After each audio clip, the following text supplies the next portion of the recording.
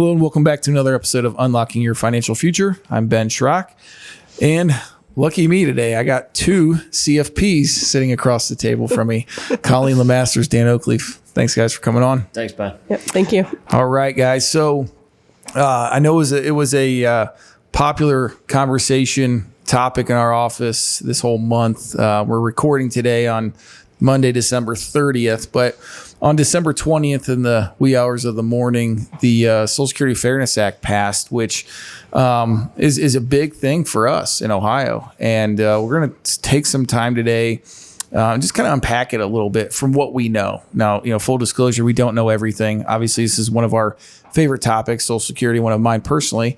And but there are changes coming, and we'll give you everything that we know as of today, and we'll continue to follow any of the literature in the future about what things are going on and what we need to do for our clients. So, all right, guys, give me your 2 cents. So let's start there with what does this news mean, and what's it mean for our clients? Yeah, so it should affect a ton of people within the state of Ohio.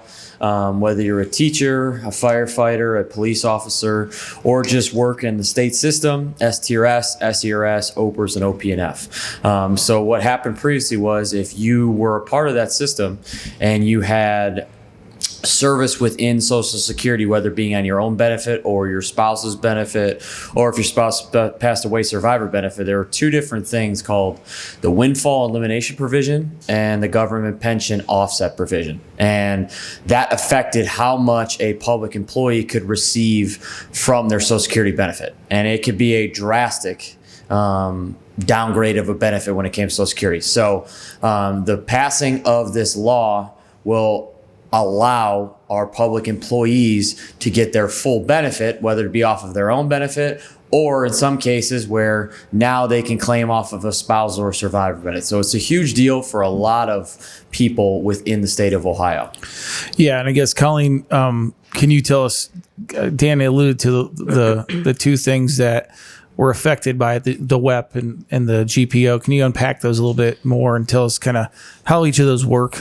Yeah, so the windfall or the WEP, windfall elimination provision is typically applied to your own benefit, and there's a calculator that bases it off of the number of qualifying years that you have paid into the system. So it will reduce your Social Security benefit based on those number of qualifying years that you have. Okay. Now the GPO is based off of your actual pension benefit, and it reduces GPO actually stands for government pension offset, but that's going to go off of either when you're filing off of your spouse's benefit. So it's going to reduce that typically by 66% of whatever your pension amount. So for a lot of our clients, it pretty much made them, not eligible for a survivor benefit from Social Security. Yeah, and I think that's the biggest component of it, because usually with the WEP, what we've seen is the benefits reduced. It's never eliminated. Yeah. It might be eliminated when you take out cost of Medicare Part B, but it's never completely zeroed out. But the GPO, zeroes it out 90% of the time. Correct. Yeah. And put it in terms let's put it in realistic, terms here. Let's just say, I'm on a public pension right now. I'm getting $4,000 a month, and I go to collect off of Caitlin's Social Security. She's getting $2,000 a month from Social Security. I'm entitled to 50% under normal rules. At full retirement age, that's $1,000. Yeah. Well, the GPO does what? It takes 66% of the 4,000, right? Which is what, 2,500? Yeah. Subtracted off the 1,000 I'm supposed to get, which zeroes it out, and I get nothing off of hers. Now I actually get something, right? Yep. So huge windfall for people, pun intended there, when it comes to this law change. And I found it interesting that there's only 7 states where that are like Ohio, where pretty much almost all public entities or public, municipalities, don't pay into Social Security to have their own pension, right? There's some hybrid states, but 7 are like us, and the 7 states are Ohio. I had it up here a second ago. Now I lost it. I think it was Massachusetts is one of those, Alaska, Colorado, Louisiana, Maine, and Nevada. So those 7 states are very similar to Ohio. Now, California, Texas are states where the teachers don't pay in to the Social Security they pay all into their pension. They're affected by it. Now other workers that work for the public entities might pay into Social Security. So it's just interesting that only 7 states are totally affected by it. Correct. Yeah. So I guess the fear was what happens to Social Security, right? So, we've been talking about it for I don't know how many years now that Social Security is running out of money. Social Security's running. What's your guys' gist on this? What's it really going to do to Social Security? Yeah, I think the one study that we kind of came across is only going to affect it by about 6 months. Yeah. So it's going to run out a little bit earlier than 6 months. So we kind of thought it was going to be a little bit bigger of a difference, but kind of them running the numbers and seeing everything, that wasn't as big as a decrease in when it's going to run out that we thought it was originally. So that's a good thing from that perspective. It's just figuring out, okay, the couple of things that we don't know as a group is how is this going to roll out? Are they going to back pay? Are they going to automatically do it? Now, my pessimistic view is everybody's going to probably have to call in to get these changed, but we don't know that answer yet. So do you have to reach out personally? If you're on your own benefit and your spousal benefit or survivor benefit is now higher, do you call in and schedule an appointment to shift over to that? Because that's windfall to GPO. So there's a lot of things still. A lot of combinations. Yes. Yeah, it's kind of wild. I mean, because everybody knows from that end is Social Security has a lot of ways to collect it, and now it never used to be that way for public employees because it's like you get what you get and you're happy about it, but now it's more of a difference to where you can really be strategic about, okay, do I get more money off my own benefit or spousal or survival? So that's the interesting part. Yeah, for sure. And I think about the combinations of it, and I see it as, again, I read the literature on it too, Dan, where it said they would back pay going back to January 2024. Yeah. Again, will that happen? These are all things that we don't know yet, folks. So it's something that as soon as we know, we're going to let everyone know. But from what we're seeing, what I'm reading, part of that bill was to go back in time and pay back for the whole year of 2024. I don't even know how soon this is going to be fixed, right? Like, is it, should they expect to check January 1? I don't know all that stuff. But it's really interesting with the different strategies that now come into play. And I have to envision that the windfall component is probably the easiest fix because you're filing on your own record, right? And then there's nothing else. It's easy to kind of undo that, turn that off, and give them what they're entitled to. But what you said that kind of made it confusing is what if now they have a spousal benefit that is higher would be better, that, right? So talk a little bit about that, like how we see that as an opportunity. Well, I just see it as more of you need to sit down with a qualified professional to evaluate, your specific situation on that side to say, like, should I, am I entitled to this? Because a lot of people might go on years without even knowing that they are entitled to it. I totally agree, because it's also, what if, we think of it, at least me, I think of it as an issue for someone that's, full retirement age today or 65 today or whatever age, like relevant in the time. But what if someone's like mid 80s? Right? For sure. Go back in time to what their actual FRA benefit was. We got all these cost of living adjustments. This is not an easy task thing to recalculate, right? No. Yeah.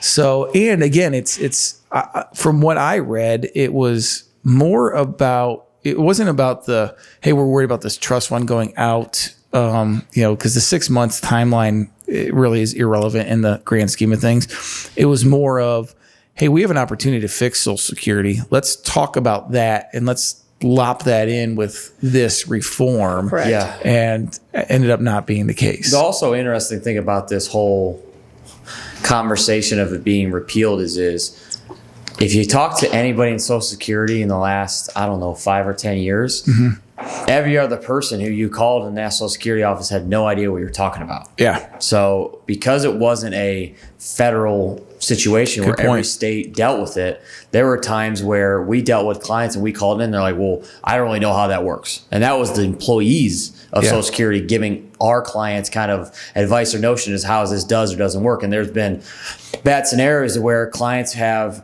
done all the right things with the windfall and they never turn off the benefit, and now they owe Social Security X amount of money. So it's figuring out if Social Security also, as the administration and the employees, do they do everything right to get this changed? Right. Because we've even been in our scenario where there's been a lot of mishaps with Social Security and calculating benefits and also paying out the benefits in the correct fashion. Sure. So, Yeah, and I think like anything, it's one of those. Unfortunately, there's probably going to be some hiccups. And, I think every one of our clients has received that letter saying, "Hey, we paid you too much, or we underpaid you, and here we're giving you this one-time payment." Their letters aren't always the easiest to follow, anyway. So I'm sure that's going to be playing into it. Now, from a planning perspective, guys, where does this take us from a individual plan? Now we have potentially more income, more tax favorable income. What are we looking at as planning opportunities, client by client now? And aside from, hey, you're getting an extra $1,000 a month, go buy a new car, and you can spend that really quickly.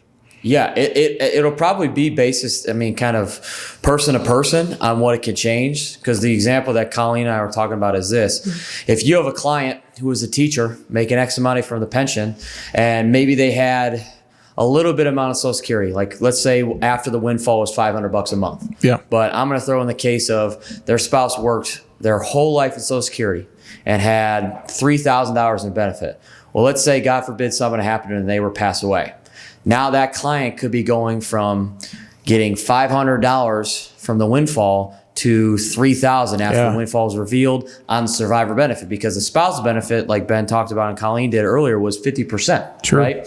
A survivor is 100%. So it can make a significant difference. So the whole point of kind of what we talk about in the office is that's why it's going to be fun for us, because we're going to rack our brains around every single person's situation and saying, hey, this could make a minimal difference. It could be a couple $100, but also be a couple grand. So that's why we think, to Colleen's point, it's important to sit down with somebody to actually see a financial plan, as opposed to saying, hey, I got an extra $500 or $1,000. I'm just going to go spend it. You could do that, but it might not be the smartest way to do it, especially if you have excess money now. Sure.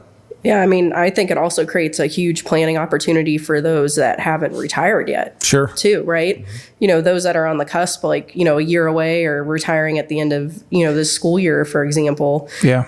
That's going to be a huge planning, because like sometimes we would look at that the PLOP or the partial lump sum option. Yeah. Great point. Maybe that helps. Maybe by us taking the PLOP, now it decreases your taxable income. Controls the tax piece, right?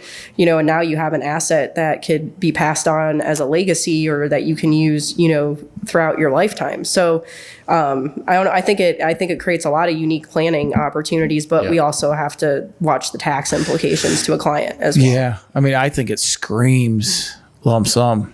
Yeah. Partial, the PLOP. Partial lump sum option. I just, to me, to your point, Colleen, I don't want to say no brainer. Every case is different and individualized, but why wouldn't you take control of that asset and not have to take distributions till 75 if you can control that? Yeah, it can definitely make a significant difference when you're planning what option to take within the pensions.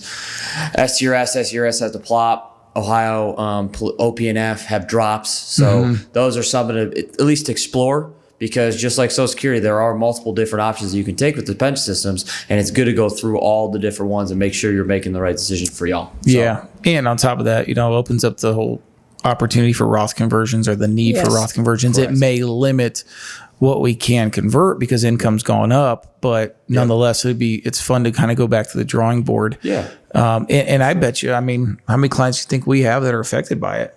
Quite a few. I would say, and then we were laughing in the office. It's going to be very hard to find somebody in Ohio who doesn't know somebody who's affected by it. Right. So clients not only, but people that ask a one-off question, or people at seminars that come up to us, or even our webinars, people are going to be affected by it, and people are going to know somebody who are. I think everybody in our office has a family member who's affected by it. So that's something to think about, is to say, even if it's not you, you might want to pass along the information to say, hey, you know what? We heard about this info as we get more info too, when it gets signed through the president, and once they come out and roll out their kind of terms of agreements here on what it is, we'll be forthcoming and thorough with, okay, here's the process, here's what we need to do in order to figure this out. Yeah, and I think the key with all that, to both your points, and Colleen, you said it first, sitting down with someone that knows what the heck they're doing, I think, is step one. Yes. And step two, I think, we got to be patient with Social Security. This is a big overhaul for sure on the system. They're going to be overwhelmed, right? Especially in our local offices, because we have so many affected in Ohio. So correct, you got to be patient with them. The good news is we're going back to, we think we're going back to Jan 1 of 2024. Yeah. So there's no rush, guys. I mean, obviously you want the money and the income, but there's no like deadline. We have to get it in by a certain date. Be patient. Make sure you do it correctly. Sitting down with someone. That's what's best for your specific situation. On Right. that side. Yeah. And make sure there's no money lost. I was talking with a client this weekend about just that. And he was like, well, he was on the windfall. Both him and his wife are teachers, and he had enough credits in. And he said, well, I'm going to get my full Social Security. I said, yeah, you are. But also your spouse is going to be able to claim half of yours as well. And he's like, kind of like mind blown that he's like, wait, she didn't pay. I'm like, yep, that's the whole point.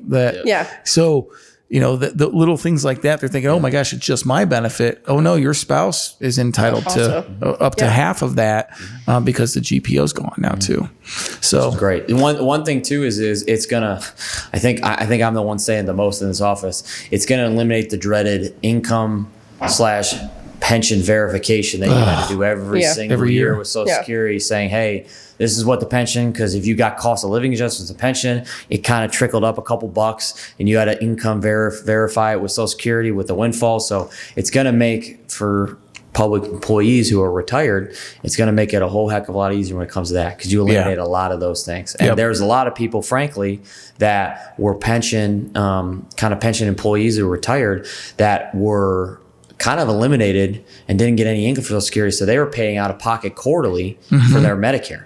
Yeah. Now we can look at it as to say, hey, that Medicare is going to come out of that benefit if it's enough money, and that's going to make it a heck of a lot easier to pay off. Yeah. So it'd be cool. It's exciting. Yeah. And you think even think about like the clients that don't get remarried because of these little one-off rules. Just a lot of life decisions are made because of financials. I mean, it's right, wrong, or indifferent. That's just the way it is. But the lives that are impacted by that decision, it's going to change a lot for a lot of people. Sure. No, I think 100%. It's huge for even those like that. Like I think we hit on it at the beginning, like a widow or widower situation. Like think about that for those people. I mean, that's a big change for them. It is. Absolutely. Yeah. Yeah. And you need all the income you can get as a survivor, as a widower. So yeah, that's a huge benefit for them. So sure.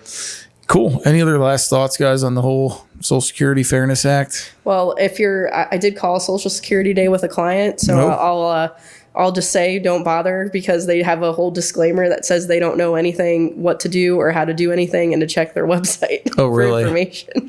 Well, that's good. Did you check the website? I did. They don't have anything. Okay. But just just to save yourself waiting on hold, for a period of time. Probably doesn't make sense to give them a call yet. Yeah, I mean, and especially for our clients, we're going to put out information as soon as we know it. Right? Yeah. Again, we have a ton of people affected by it. That's why they've hired us to go to bat for them. So we're staying on top of it. I mean, I think we were sitting there watching the stinking Senate hearing for how many days, waiting for the vote. You would have thought we were watching like the NCAA basketball tournament. Yeah, for sure. OJ trial. Same thing. As riveting as watching people talk for 5 hours was. We were trying to hang in there. It was bad. But no, it was, this is the stuff that excites us, and it's kind of cool for this to go into effect. And again, for those that are worried about it, I don't think you have to worry much. I'm still one that's always said and always will that there reform's coming. I think we'll see something next year. There's 4 active bills in Congress right now. I do think we see some reform here relatively quickly, and I think this is the catalyst for that, because they couldn't get it in and get all the fat into that. They're going to do their job and actually get the actual reform they need for the Social Security. So cool, guys. Well, I appreciate the time, and if you all have questions regarding this topic or any other topic, you can reach us here at the office at 330-473-1060. Check us out online, www.baschrock-fg.com. We're happy to answer any questions about this topic, and look forward to helping everyone out and help navigate the dreaded waters of Social Security. So, all right, guys, thanks again. Talk to you soon.